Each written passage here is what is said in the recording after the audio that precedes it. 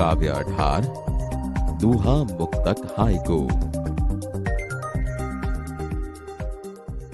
બાળ દોસ્તો, હવે આપણે દુહાની રચના કરનાર કવિ વિશે પરિચય મેળવીએ। બાળ દોસ્તો, આપણે લોક સાહિત્યથી તો પરિચિત છીએ। આ કાવ્યમાં લોક સાહિત્યની પરંપરામાં પ્રચલિત એવા બે દુહા આપવામાં આવેલા છે, જેના રચયિતા કોણ હશે તે નક્કી થઈ શક્યું નથી।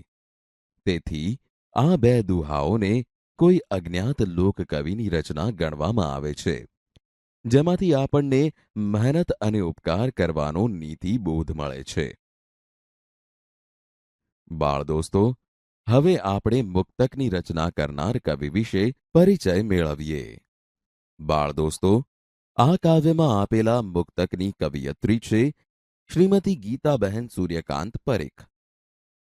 તેમનો જન્મ ઈસવીસન 1929માં થયો હતો। તેમનું મૃત્યુ ઈસવીસન 2012માં થયું હતું। પૂર્વી અને ભીનાશ એ એમની મુખ્ય રચનાઓ છે। એમના મુક્તકોમાં ચોટ અને ચમકૃતિ જોવા મળે છે। આ કાવ્યમાં આપેલું મુક્તક એમના પૂર્વી નામના કાવ્ય સંગ્રહમાંથી લેવામાં આવ્યું છે, જેમાં એમણે દ્રષ્ટાંત દ્વારા રસસભરતા અને શુષ્કતા વચ્ચેનો ભેદ સ્પષ્ટ કર્યો છે। બાળ દોસ્તો, હવે આપણે હાઈકુની રચના કરનાર કવિ વિશે પરિચય મેળવીએ। બાળ દોસ્તો, હાઈકુ પ્રકારના સાવ ટૂંકા કાવ્યના કવિ છે શ્રી સ્નેહરશ્મિ। તેઓનું મૂળ નામ છે શ્રી ઝીણાભાઈ રતનજી દેસાઈ। તેમનો જન્મ ઈસવીસન 1903માં વલસાડ જિલ્લાના ચીખલી ગામમાં થયો હતો। તેમનું મૃત્યુ ઈસવીસન 1993માં થયું હતું। તેઓએ અર્ધ્ય અને પનઘટ નામે કાવ્ય સંગ્રહો આપ્યા છે।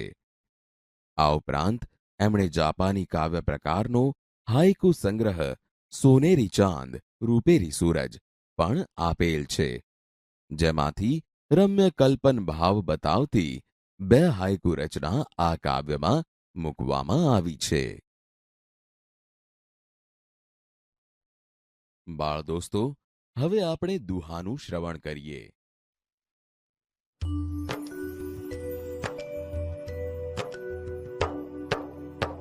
વિપત પડે ના વલખીએ, વલખે વિપત ન જાય।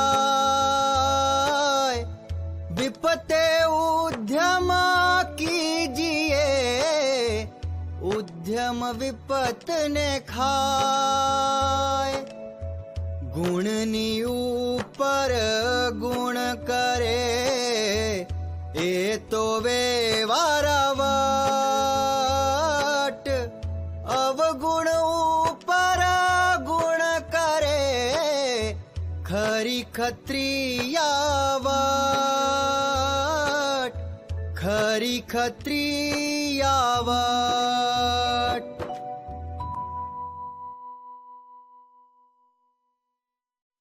બાળ દોસ્તો, હવે આપણે મુક્તકનું શ્રવણ કરીએ। સૂકા પર્ણો વન ગજવતા, શાંત લીલા સદાય। શાંત લીલા સદાય। બાળ દોસ્તો, હવે આપણે હાઈકુનું શ્રવણ કરીએ। સુકેલી ડાળે પોપટ બેઠો, પાન ચોગમ લીલા। પરતી પીછી અંધકારની, દીપ નહીં રંગાય। દીપ નહીં રંગાય।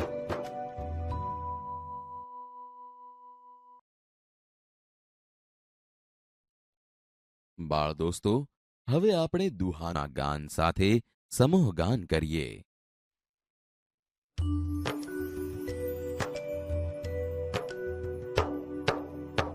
વિપત પડે ના વલખીએ, વલખે વિપત ન જાય, વિપતે ઉદ્યમ કીજીએ, ઉદ્યમ વિપત ને ખાય.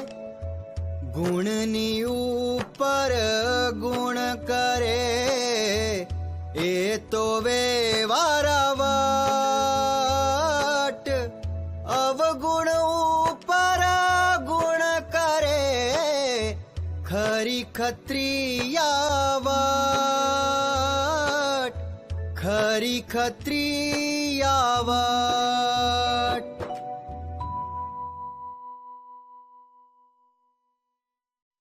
બાળ દોસ્તો, હવે આપણે મુક્તકના ગાન સાથે સમૂહ ગાન કરીએ.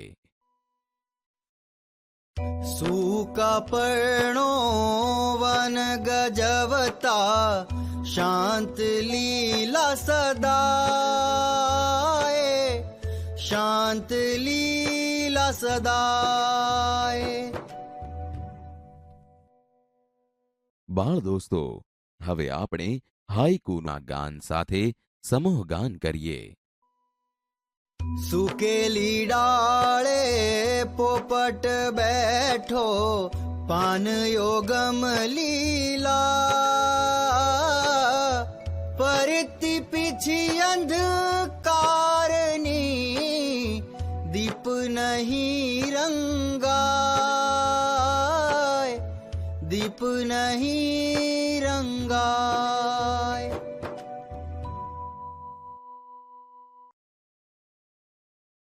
બાળ દોસ્તો, હવે આપણે એક દુહાવ જોઈને સમૂહ ગાન કરીએ.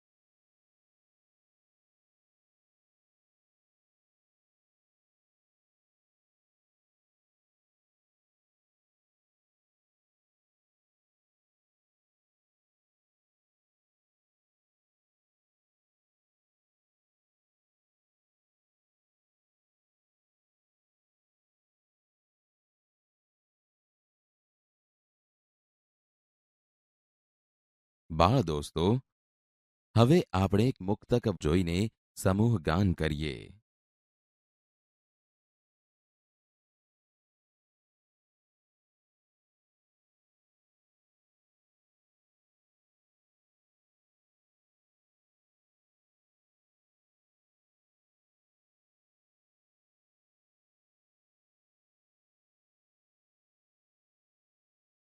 બાળ દોસ્તો, હવે આપણે હાયકુ જોઈને સમૂહ ગાન કરીએ.